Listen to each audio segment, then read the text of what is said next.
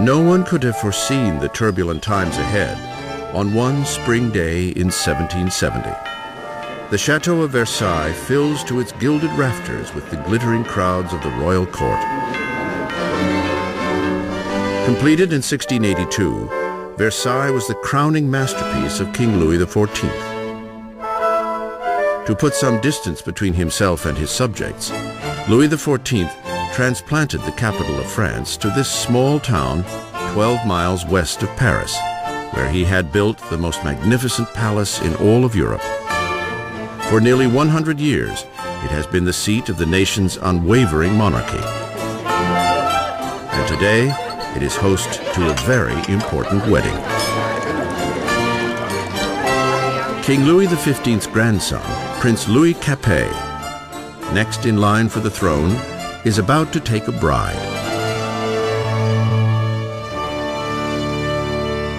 Just 15 years old on the eve of his wedding, Louis Capet is bashful and hesitant, with few of the characteristics expected of a future king, much less a husband.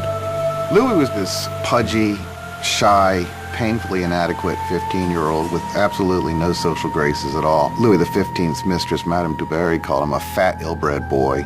Basically, he was just a schlub.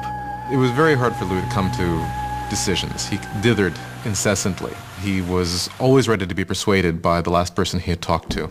Again, those are usually not considered good leadership qualities. Louis's marriage is a political union between Austria's royal family, the Habsburgs, and his own, the Bourbons.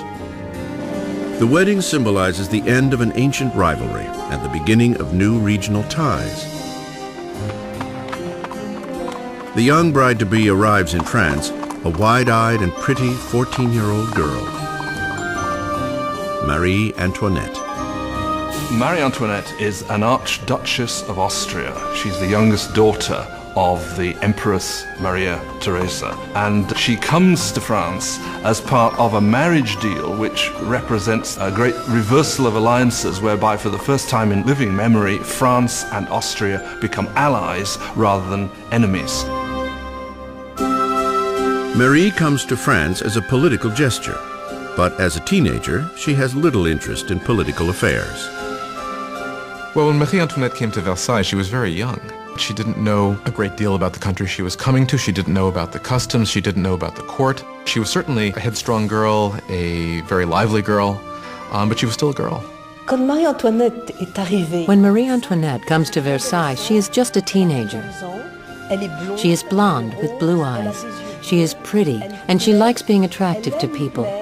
And she comes with the intention of winning over her husband and her new family.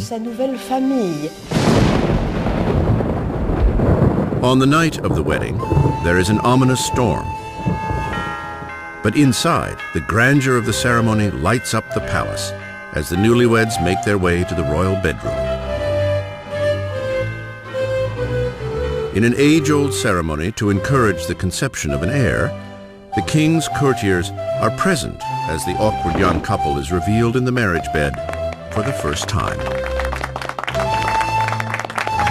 The crowd is delighted and expectations are high. But once the curtains are drawn, it's clear that an heir will not be so easily produced.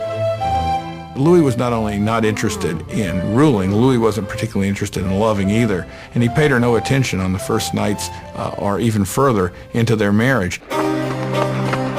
Many years will pass before the marriage is finally consummated. The lack of an heir will soon spark gossip all across the kingdom that will continue to plague the couple for years to come. The grand wedding gala continues for days. But outside the gates of Versailles, there is hardly cause for celebration. Years of mismanagement by the monarchy have left the French people deprived and hungry. Nearly a decade earlier, King Louis XV lost the 7 Years' War, battling Great Britain over territory in North America. The ill-fated conflict all but bankrupted France of money and prestige, leaving the country's coffers drained, even as its population is growing bigger every day. With diseases like the plague a distant memory, Fewer people are dying, but more and more of them are hungry.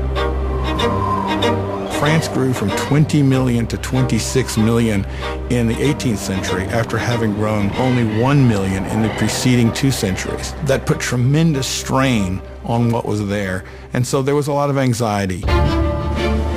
4 years after the royal wedding, Prince Louis's grandfather loses his final battle with smallpox. Louis XV dies a defeated and unpopular king and leaves behind a country on the brink of chaos. In a lavish ceremony, young Prince Louis inherits the throne and is crowned King Louis XVI. Despite his insistence on a grandiose coronation, Louis is all too aware that he is woefully unprepared for the job. Louis XVI, the moment his grandfather dies and it suddenly is clear that he's king, he doesn't know what to do. He feels as if the world is falling in upon him. So although he's been educated in the full expectation of becoming king, he doesn't feel ready for it. For a kingdom in crisis, Louis XVI is the worst man to have on the watch. The 20-year-old king prays, "Protect us, Lord, for we reign too young." Ensconced in their royal apartments in Versailles, Louis and Marie begin their promising new lives as young monarchs, while only 12 miles away in the city of Paris, another new era is dawning, one that is on a collision course with the monarchy itself.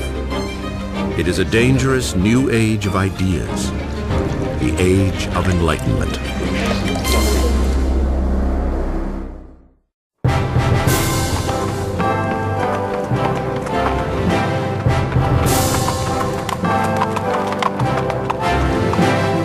As the royal carriage approaches the esteemed Louis le Grand College, crowds gather for a glimpse of grandeur. It is a day to welcome the newly crowned king, Louis XVI, and his lovely Austrian wife to the city of Paris.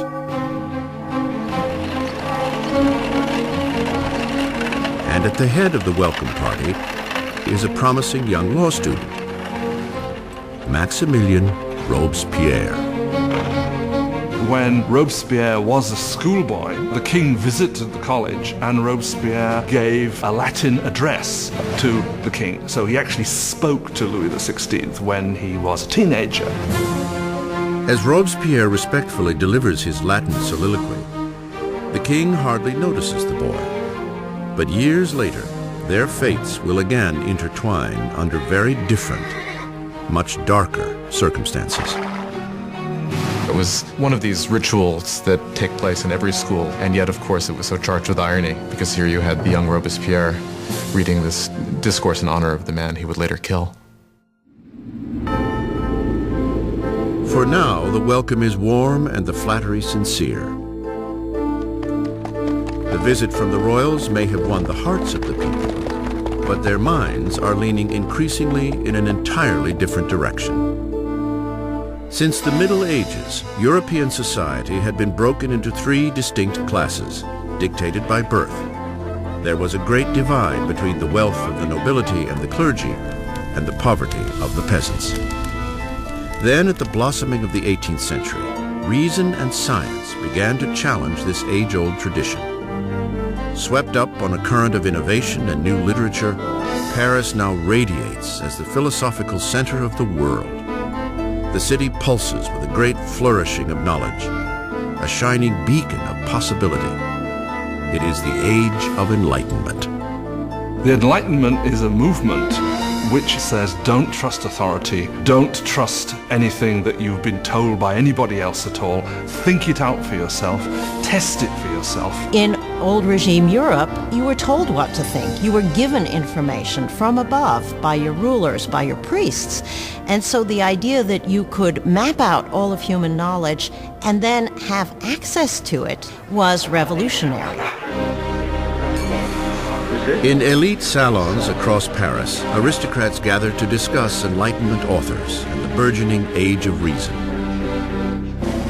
Voltaire, Rousseau, fresh voices who champion liberty, control of one's own destiny, and above all, equality.